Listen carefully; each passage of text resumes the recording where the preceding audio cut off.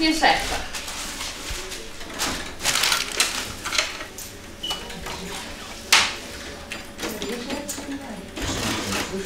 Zo, heb je maar mooi papier ophangen? Ja. Zodat we haast een eindje verder moeten. Ja. Maar staat net bij waarheen. Nee.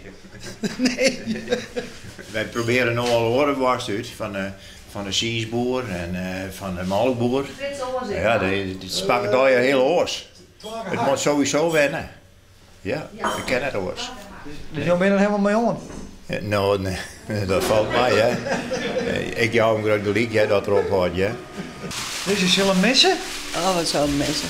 Ja, ze is een beetje wennen van mij. Ja, dat is een stukje leven bij voort. Toch? Ja, dat... Maar mijn squalen al. Ja, nou heb je. Ja, zeker. Misschien heb ik wel eens ruzie gehad, dat weet ik niet. Nee, dat moet je vergeten. Ja. En Er zit je niks... helemaal stukken? Wat? Helemaal stukken? Nee, dat weer maar mijn broer. Oh ja. Oh, dat heb ik geregeld. Oh, dat weet je. Wat? Dat is met mijn broer zei. Die wil ik hard, nou. Ja, dat is wel een knappe vent. Ja hoor, hè? Alle jeugd in langs weg, weer knap. Ja, Ja. of ben je gewoon net zo kritisch? Nou, ik ben wel kritisch. Ja, Oh, net. ja zeker. Je het samen net. Nee. Dat komt er net van, hè? Nou, een liedsteekje misschien. Zul je het missen? Nee, ik heb ze alle drie generaties aan. Zijn paken hij kant en zijn heid als slachter. En dit is de laatste rotzak. Ik krijg weer de wortel. De woorden die winnen zak. Ja, en dan Hendrik komt, van de Zee en Schalk van de Zee die winnen zak. en dan komt hier alle winkel met Elsen. Maar ja, we moeten een beetje strijd houden. Zo werkt dat hier. Het is een haat-liefdeverhouding. Dit is een koud vak, zeg ik altijd. Dit is een koud vak. Dit doe je net, dit kan je andere mensen net aandoen. Als er een warme vrouw bij die hesten. En ze doet het prima. Ik ben heel tevreden om het. Betalen ze nou ik alles? De hoeren. Betel je? Ja. Ja, Nee, jongens, ze krijgen alles. Ik lever gewoon alles in. Huh?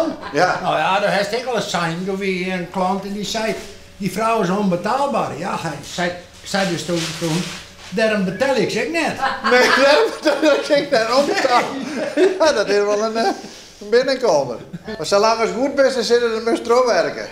Maar daar hebben wij een beetje een andere mening over. Dus.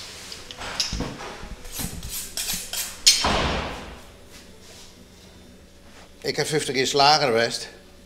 Een tweemansbedrijf, de vrouw en ik, zeg maar. En dat hebben we tot nota volhouden. En nou, dan vinden we het wat tijd om eens een keer een beetje meer vrije tijd te hebben. We hebben wat lidsband en we mijzelf wel eens wat sporten en wat fietsen en wat turneren en alles wat heen, hè. Nou, dan moet er maar nog maar eens een beetje meer tijd voor komen. Ja. En ach ja, je weet er nooit hoe lang je hier omhuppelt, you know. Dus je wil er nog even van genieten? Ik wil er even van genieten, ja. Ja.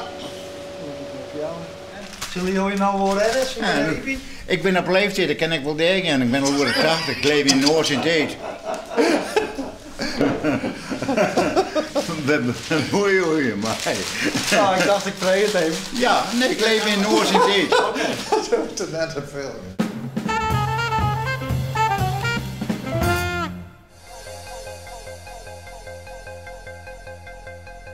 Wat is het leven zonder bloemen?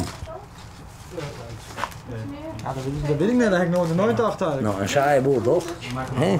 Kijk, als je dat ziet, al die kleuren en al die pracht en praal. Dat is prachtig, daar kun je echt van genieten, al die kleuren. Super.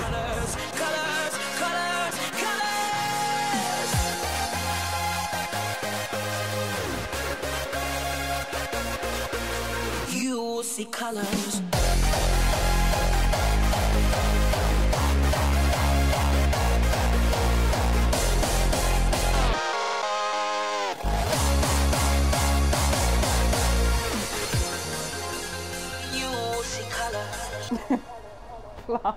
Van het VMBO ben ik gelijk, heb ik gelijk mijn examen gedaan in bloemschikken en daarna gelijk doorgegaan naar het MBO en daar de opleiding bloemschikken gevolgd. Is dat een opleiding? Ja, 4 jaar. En toen ben ik doorgegaan naar Utrecht, nogmaals 2 jaar en nog een keer 1 jaar. Dus uiteindelijk heb ik mijn meesterbindersdiploma ook behaald. Dus dat is 7 jaar zeg maar gericht Op bloemschikken. op bloemschikken. Ja. Toch onvoorstelbaar? Ja, dacht ik. Dus ik heb een hele expositie gehad in Dronrijp. En daarmee heb ik mijn proef behaald. Maar dan moet je meer denken aan het ontwerpen en uitvoeren en maken van objecten en dingen. En... Maar dat klinkt meer als een soort van kunstenaar. Nou ja, uiteindelijk kom je tot dat niveau. Ja. Tjoe, dus je best een kunstenaar. Ja, eigenlijk wel, ja. En dan zei ik een beetje een kunstenaar of net? Hij is ook een kunstenaar. Ben je ook een meesterbinder? Ik ben geen meesterbinder, nee. Ik ben een meesterverkoper. Iedereen heeft zijn kwaliteit, hè? Ik maak nu even voor deze mevrouw even een leuk boeketje, mevrouw. In principe doen we alles hoor. Niet alleen bruidsboeketten, rouwarrangementen, balieboeketten voor bedrijven. En, Ja, zo, dan begin je dat al is wel breed, hè? Dan begin je al wat te verketen. Ja, maar dat is mijn ding, zeg maar.